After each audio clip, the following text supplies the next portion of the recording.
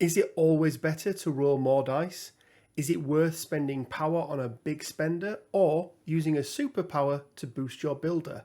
And are rerolls or piercers better than extra dice? Well, the short answer to all of these is yes, maybe, sometimes.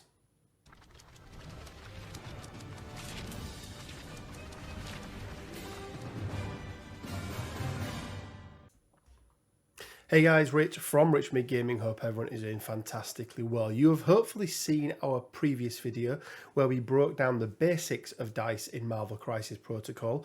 Well, in this video, we're going further down the rabbit hole and taking a deep dive into the maths behind making attacks and hopefully empower you to be able to make more informed decisions whilst playing MCP. So before I could work out the math on attacks, I had to set a baseline on some other things, namely defensive stats of characters. So yes, I went through every single card, front and back, and input all of the defensive data into a spreadsheet, noting the amount of stamina a character had on their healthy and injured side, how many defense dice they roll for physical, energy, and mystic attacks, plus any other defensive buffs that they may have. And I learnt some interesting stats along the way.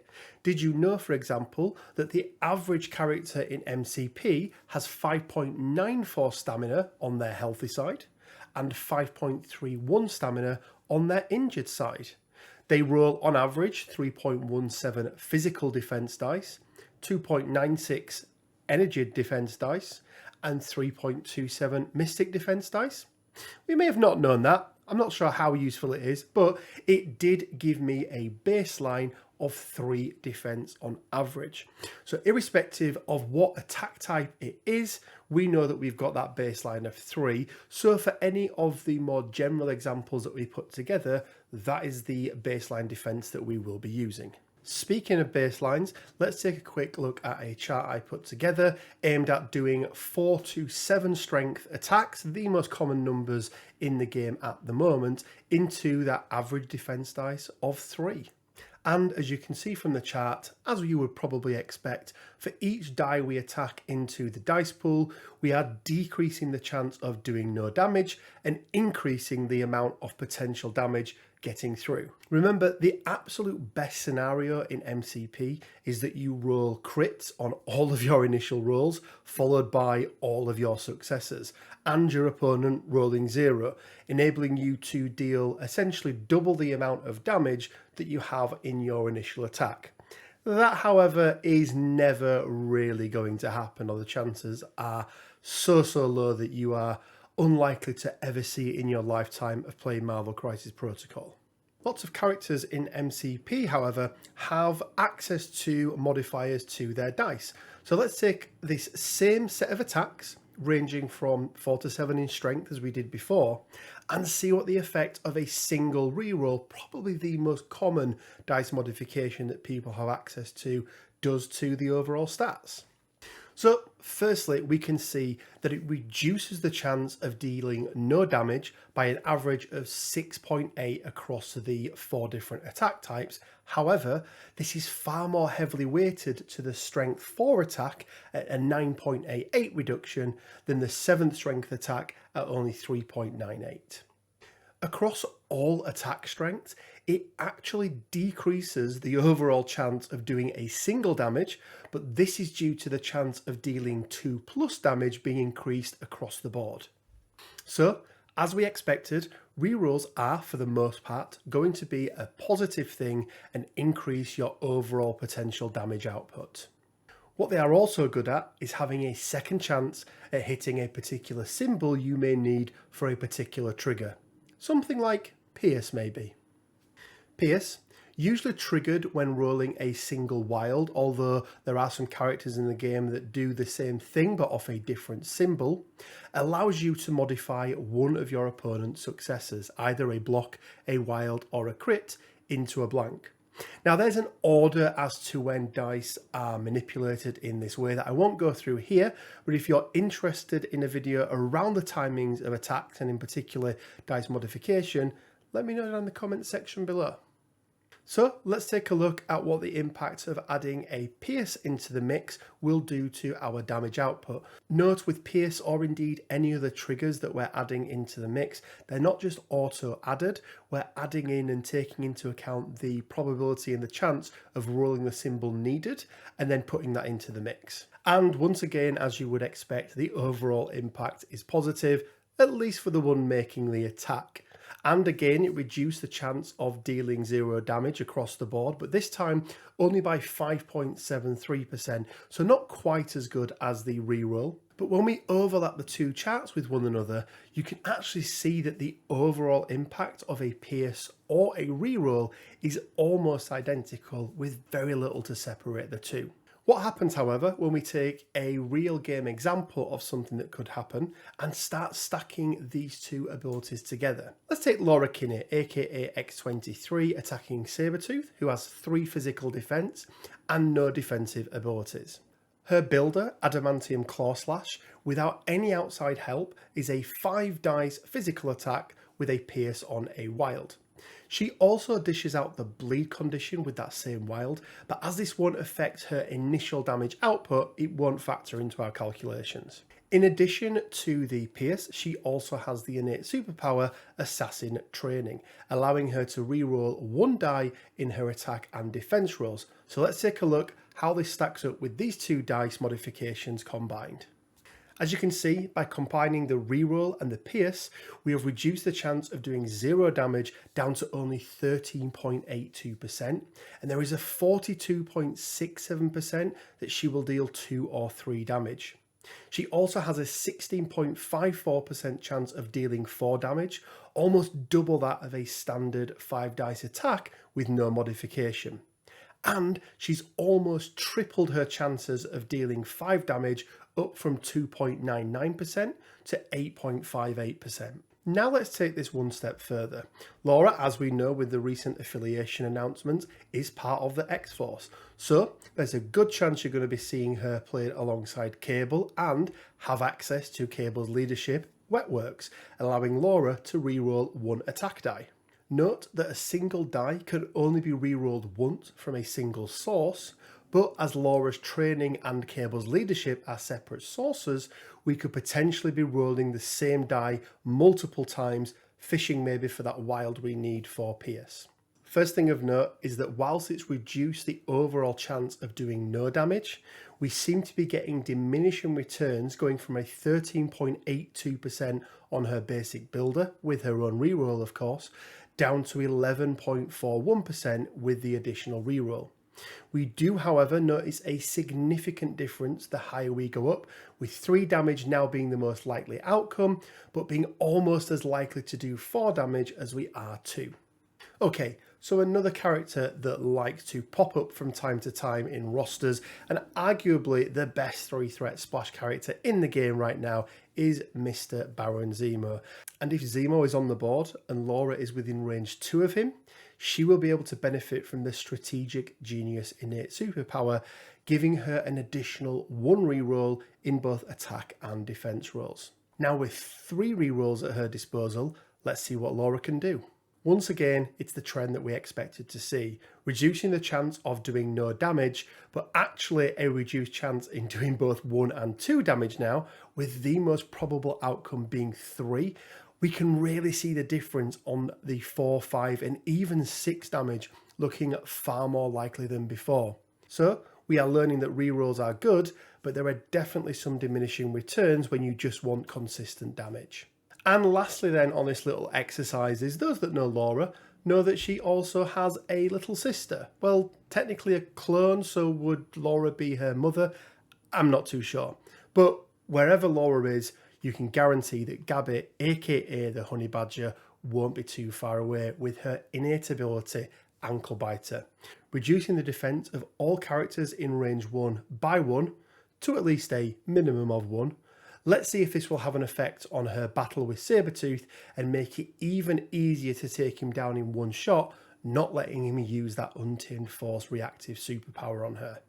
And the short answer is, as I'm sure you would have guessed, yes.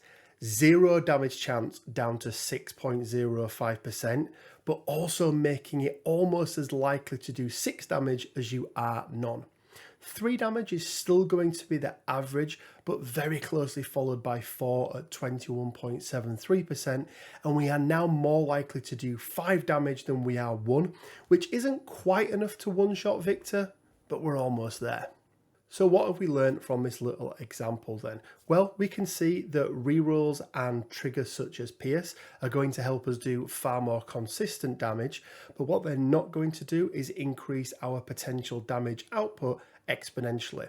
And this is because really the best way to do that, I believe, is adding in more dice, as rerolls don't have that ability to trigger crits, whereas the initial dice roll itself does. Let's take a look at a couple of other characters who have some different abilities up their sleeve. Wanda, as I'm sure you will all agree, really does bring some amazing damage to this game. 2 big mystic attacks that can dish out quite a bit of damage, especially to those who lack in mystic defenses, but she also has the unique superpower Chosen of Chthon, allowing her to count failures in her total successes when attacking, defending or dodging. This means that she's gone from a 50% chance of a single success on a dice to a 62.5% chance of success on every dice she rolls, but does it really make that much of a difference? Well, for reference, here are the baseline stats again for a strength 6 attack being delivered into the average mystic defense, which is 3 in the game. And here are the stats from Scarlet Witch with her 6 dice builder, Hexbolt. Now, it's important to note that Wanda herself has no access to any form of dice manipulation on her builder or indeed in her superpowers, so we won't be adding in any rerolls or anything like that. But just by adding in an additional symbol from the dice that counts as successes, you can see that from her 3+ damage onwards, it increases it significantly, but she is likely to deal 4 and 5 damage as much as she is 2 or 1, and almost as likely to deal 6 damage as she is none. We also know that when Wanda rolls one of these failures on her builder, she can choose to give her target bleed, hex, incinerate or poison. Now, once again, bleed and poison have no immediate effect on the damage output in a single dice roll, but let's take a look at what applying the other 2 conditions, hex and incinerate, would have on the output. Firstly, let's look at hex, and as a quick refresher, hex stops our opponent from being able to add additional dice through crits into the dice pool. Now, this means that we are really taking away that opportunity to have spiky either attack or defense rolls, and we can see that it is doing a job here. Almost a 2.5% drop on the chance of doing 0 damage, and once again an increase in that 3 to 5 range of the potential damage output. Now, for the moment, let's drop the hex and apply an incinerate. Now, for as a quick refresher, characters who are incinerated roll 1 less dice in their defense dice pool, down to a minimum of 1. It's always important to remember that. And it's pretty much the same story. Less effective than hex on the lower, more consistent damage, but way outperforms on the 4+ damage output. Now, for the fun of it, let's say that this is our second attack. We've done 1 builder and we've applied both the hex and incinerate to our target, so we're going to then follow up with this attack. Also, let's say that this is Captain Sam Wilson, so his defense would have been 3 but is now down to 2, and as we're using mystic attacks, his vibranium shield is pretty much useless. Well, as we can see, if you end up dealing no damage in this situation, you may want to pack up your dice and concede the game for the day, as you're almost as likely to dish out 7 damage as you are to do nothing. Again, 3 is the most common outcome, but very, very closely followed by 4, and not that far behind is 5 damage, which just happens to be enough to one-shot this particular leader and take that pesky leadership away. Fun times indeed. Is Wanda's Hexbolt the best standalone builder in the game? Well, I haven't done the math on everybody's yet, but I have a sneaking suspicion that it's most definitely up there. And if you're interested in seeing a video around the builders, let me know down in the comment section below and it may be something I can put together. Lastly then, for some more unique or at least uncommon attacking abilities, let's take a look at one of the OG characters from the core box, Otto Octavius. Now, his 4 dice physical builder may not seem like much, but it has a unique trigger Flurry of Arms, which allows him to count wilds as 2 successes. He's going to be making this attack against one of the Web Warriors, Gwen Stacy, who has 3 physical defense, and as a refresher, here is the standard 4 dice attack into that baseline of 3 physical defense. Now, a 4 dice attack is very, very rarely going to dish out mega damage, and as we can see here, the most likely single outcome is that we still deal 0 damage at all. And whilst Flurry of Arms does reduce the chance of this slightly, it's most definitely not having the impact of Wonder counting failures in her successes.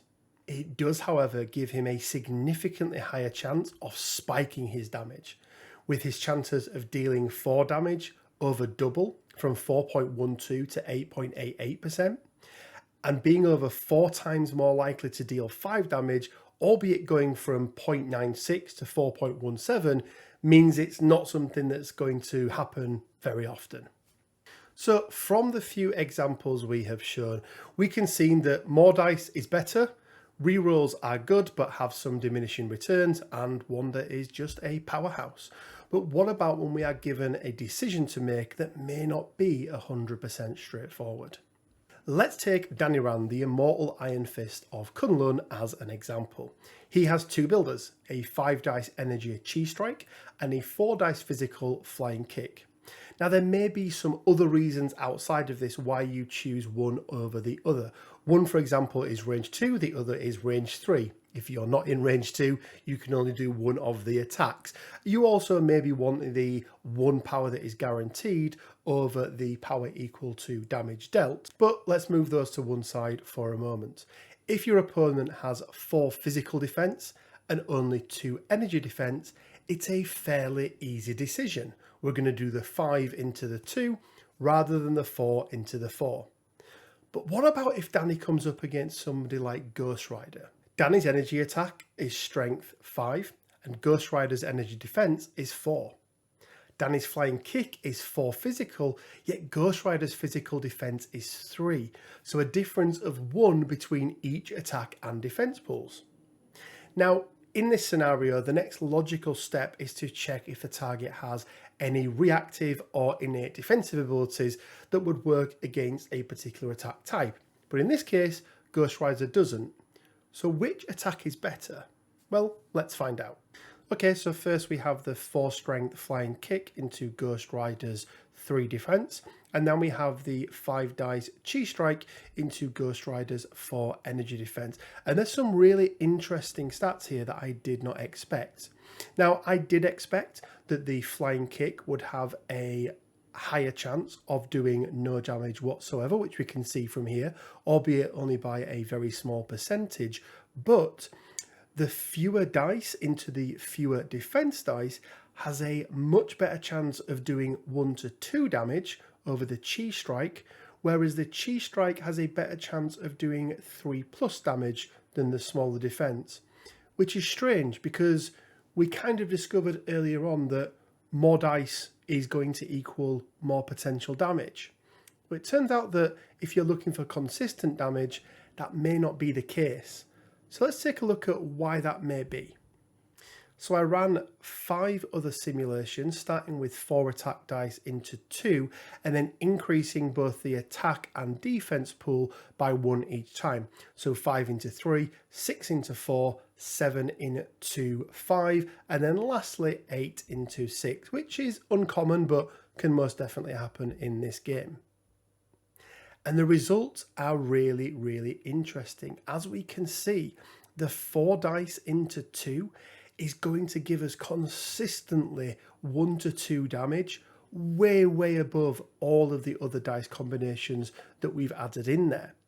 And the big key factor here is not the number of dice that either us or our opponent are rolling, but actually the percentage difference. So if we are rolling 4 attack dice and our opponent is rolling 2 defense dice, we know that they are rolling 50% less dice than us. 5 into 3 is 40% less, 6 into 4 is 33% less, 7 into 5 is 28.5% less, and 8 into 6 is only 20% less. So yes, whilst adding more dice into our attack pool will generate the potential to do more damage, if we're looking for more consistent damage, what we really need to be looking at is the difference between our attack and defense dice. Typically, if we are adding less attack dice into our pool than our opponent is attacking into their defense pool, we probably want to go with the smaller attack. Another common quandary that players come up against is when to use lower dice pool rapid fire abilities versus the bigger dice pool spender abilities, particularly against characters such as Drax, who, whilst only having a 3 defense dice pool for physical, mitigate all damage they take by 1 to a minimum of 1. So let's take a look at the Punisher using his hip fire versus his aimed shot into Drax. Straight away, we can see that the chance to deal 0 damage is significantly higher on the 4 strength hip fire, and the chance to do 2+ damage on the 7 dice aimed shot with pierce is much higher. However, let's take a look at the chance of doing 1 damage. On the hip fire, it is the single most likely outcome at 45.71%, and as the hip fire has a rapid fire ability, and in this case with no trigger, the likelihood is that you will be able to dish out 2 damage to Drax with the rapid fire ability far more easier than using his spender. Another decision that may not always be straightforward and sometimes catches players out is when you have enough power to perform your big spender or enough power to perform a smaller attack, probably a builder, but buff it with one of your abilities. Now this one is very much going to be unique to each character and each particular scenario that you find yourself in. And if you're interested in working out what is best for your particular character, then head over to cerebromcp.com, which is the tool I have used for all of these calculations. It's super easy to use, allows you to add lots of unique conditions, and I'll leave a link down in the description below so you can go and check it out for yourself. So, boosted builder versus spender. For this one, I'm going to be taking a look at Quinn's least favourite character combo in the game, Corvus Glaive with his reality gem. Hopefully empowering you to be able to make better choices next time you come up against Quinn with your Corvus.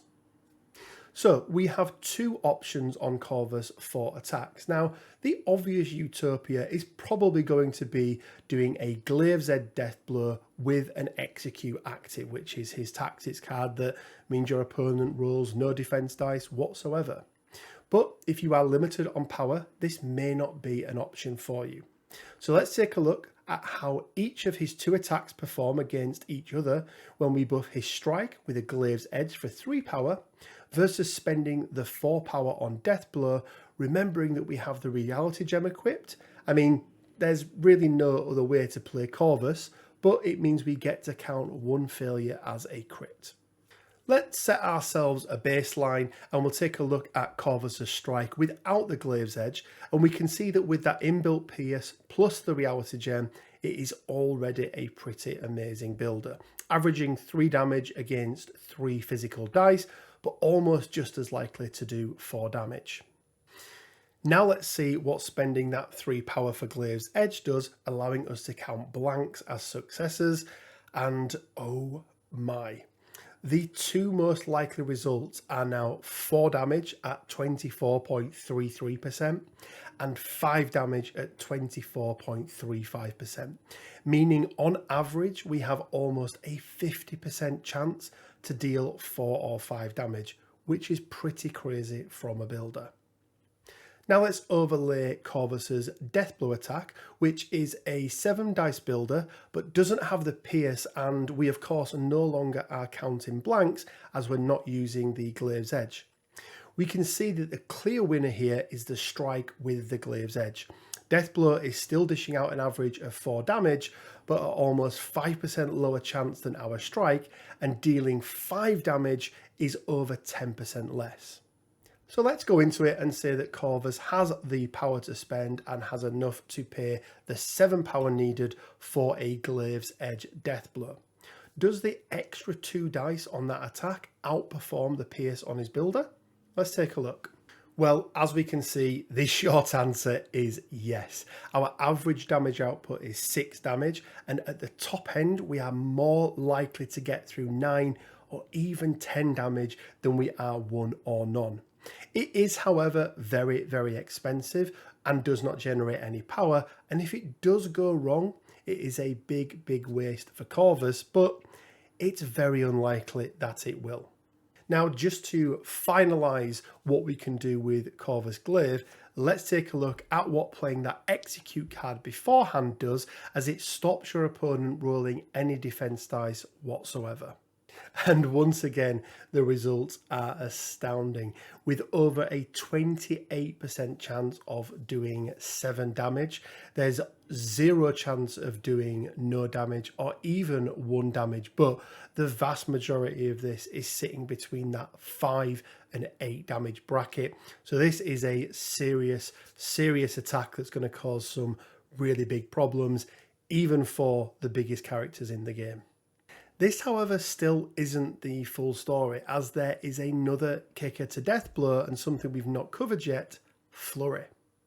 If we manage, once all dice manipulation has taken place, to be left with a wild and a block, which both have a 12.5% chance of being rolled on any single dice, then we get to perform a second attack completely free of charge, which can target anyone.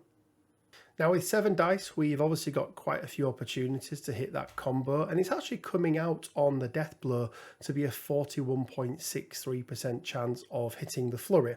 So you're not going to see it every single dice roll that you make, but you're probably going to see it quite a few times whilst playing Corvus Glaive. And if you've got any form of dice manipulation in there as well, I think you could feel a little bit hard done by on 7 dice not getting that combo that you wanted. So, taking it back to the question at the beginning then, let's take a look at that empowered strike versus the death blow, and which one is better. Well, unfortunately, as you may have gathered, there is no right answer. If you have a single big threat that you want to take out of the game as quickly as possible, like a Hulk or an enemy Thanos, and if you have the power to spend, then a death blow with a Glaive's Edge is probably going to be your best bet. Just remembering what we spoke about earlier, where we're looking at the differences between your attack dice and your opponent's defense dice. If, however, you have a limited amount of power and you can't empower your big spender with a Glaive's Edge, Corvus' strike is going to dish out 4, 5 or even 6 damage far more consistently than his death blow just by itself. You could trigger his flurry, but if you don't, it's just going to feel bad. So that was a lot of information and a lot of stats to go through, but what have we learned along the way? Here is a short synopsis that I hope you can take into your next game, helping you make the most out of your dice in Marvel Crisis Protocol. More dice is almost always better than rerolls, as you can't explode crits from those rerolls. When deciding which type of attack to use, always consider the difference between your various attack pools and your opponent's various defense pools. You want to aim for the largest percentage difference between the two. Be aware of what defensive tech your opponent has and try to play around it. Pierce is good, a single reroll is better, having access to both is great. On rerolls, they are good, but they will give diminishing returns. And lastly, stay away from Wanda with her Hexball and Corvus with his Glaive's Edge death blow. It's probably not going to end well for your character. Guys, that has been our video and a deep dive into the math behind attacks in Marvel Crisis Protocol. Keep an eye out for the follow-up video where we'll cover off all of the defensive abilities. But if this video has been useful in any way, shape or form, all I ask is that you give that like button a quick press. It really, really does help out the channel. If you want to support the channel even further, we do have a Patreon page up and running where from as little as £1 a month, you can become part of our Patreon squad and support the channel in building its future content. We also have a tier that will give you access to our monthly event that's going to be starting in March, so take a look at that one on the link down in the description below. We also have a merch store and we also have a Discord which is completely free. Over 300 players on there now. We talk about all things related to MCP plus a whole bunch of other things as well. So again, links down in the description below for both of those. I did mention CerebroMCP.com, which is the tool that I've used for all of these calculations. Once again, there'll be a link down in the description below so you can test that out for yourself. And as always, guys, it leaves me with just enough time to say stay well, keep safe, and until next time, bye for now.